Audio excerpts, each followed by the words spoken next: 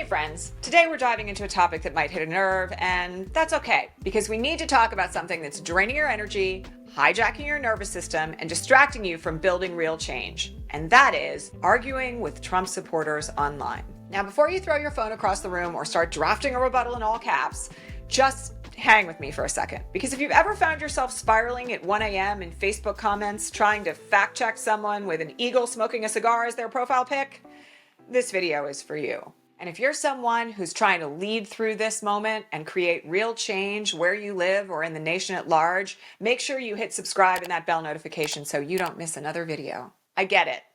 I really do. It feels righteous to clap back. Sometimes it feels like defending democracy, like being on the front lines. And if you're someone who's paying attention, someone with a conscience and a sense of justice, it can feel impossible to just scroll past the disinformation, the cruelty, the gaslighting, the authoritarian dog whistles. But here's what we need to get real about. Arguing with Trump supporters online is not helping you. It's not helping us. And it's not how we win. Also, it's exhausting, like spiritually. Have you ever left one of those threads feeling uplifted and inspired and more deeply connected to your purpose? No. You feel like crap. You feel fried. You feel like maybe you need to move to Canada and raise goats in the woods. I've been there. So let's talk about why this happens, what it's doing to you, and what you can do instead. Because it's not enough to just stop doing something unhelpful. You need to redirect that energy somewhere that actually creates change. Let's break this down into 3 parts. What's really going on when we argue online, what it costs us, and what to do instead.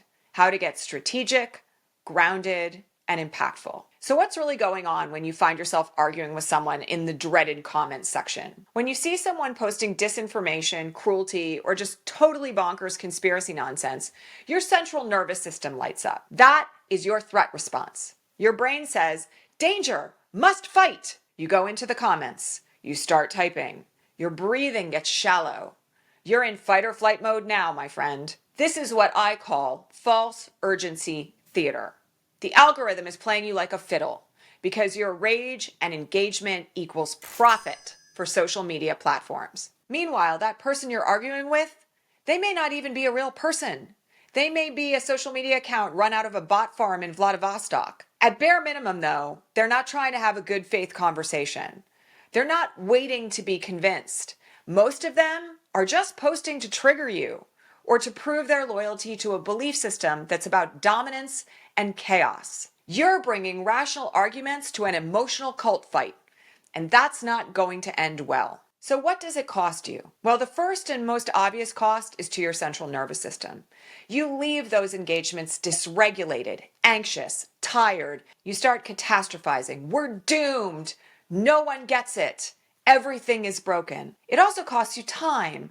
Time you could have spent organizing, building community, having an actual conversation with someone movable. You know, someone who might not be fully on board yet, but is watching you.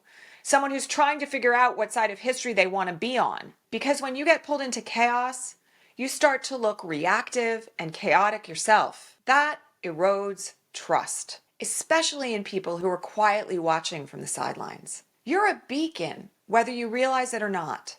When you show up grounded, clear, and strategic, you light the way for others. When you're in the weeds, arguing about conspiracy theories with someone whose entire feed is memes, not so much. So tell me, how does it feel in your body when you're in fight or flight? Let me know in the comments, because being conscious about your own reaction is the first step to acting from a more grounded place. So here's what we should do instead. We organize, we build trust, we stay grounded, and we pour our energy into relationships that matter. Here are a few practical shifts you can make. First, don't engage in bad faith arguments.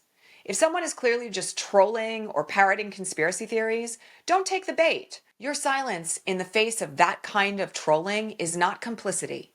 It's strategy. Second, you want to post for the silent majority. Remember, most people on social media aren't commenting, they're watching. They're forming opinions based on how you show up. Speak to them, not to the trolls. Third, move your energy offline when possible. Have one real conversation with someone who's uncertain about voting face to face. Start a local organizing circle. Host a potluck at your home for discussion and community building. These things actually work. Fourth, I want you to regulate before you engage. If you see something enraging online, pause, breathe for a few breaths, and then ask yourself, is engaging with this going to serve my purpose today? If the answer is no, walk away. Go drink some water, text a friend, pet your dog. All of it will be better than engaging with trolling online. Lastly, I want you to focus on what builds power. Every minute you're not in a social media fight is a minute you can spend building something better. Messaging your community, writing an email to your reps, donating to a local race, supporting a candidate that you like, or showing up for a neighbor. Progress doesn't come from fighting trolls. It comes from building trust and taking action together. And if you're hearing all of this and thinking, okay, yes, but where do I start? I've got something for you. It's a free guide we've created inside the Ripple Effect Institute. It's for anyone who's feeling stretched thin, emotionally flooded, or wanting to make a bigger difference in this moment. Just click the link below and download it. Seriously, don't just nod, just go get it. It'll help you out. Look, we're up against some really serious things right now, but we're not powerless and we are not alone.